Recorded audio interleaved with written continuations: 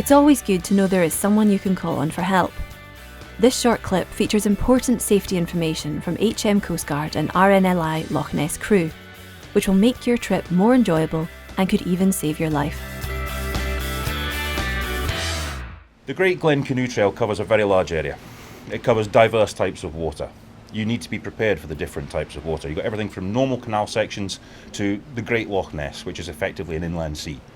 You need to be prepared for it. Passage plan in advance. There's good information available on different websites. There's the ability to lodge a passage plan through British Waterways, through the Coast Guard, and we will provide you with every assistance we possibly can in making sure that your trip's a safe one. The weather in the Great Glen is hugely changeable. It's affected mostly by southwesterly or northeasterly winds, so the conditions on the water can change as quick as the wind changes. So it might be flat calm 1 minute, 15 minutes later. It's really very, very challenging.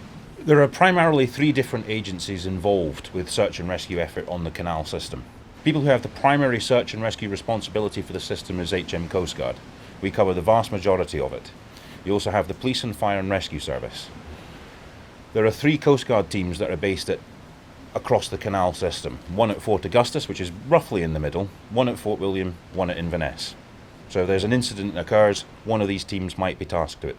What anybody should do in the event of something going wrong is call the emergency services. Now, in this particular part of the world, that should be 999, call the Coast Guard. The Coast Guard's then going to call out the appropriate resources to make sure that you're taken to a position of safety. And that could be, for example, my colleagues here from the RNLI. When we receive the call, our pagers will go off and we'll assemble down here at the station, get all our equipment together, launch the lifeboat, and then make best speed to the scene and hopefully help people to have a happy outcome. Having a good means of communication is absolutely critical. If you've got a good mobile phone, keep it in a dry bag and keep it handy on your PFD or immediately available. Or as my colleague here, Hamish, has got a very, very affordable handheld VHF radio. It's absolutely spot on. It'll get you good, quick, two-way communication.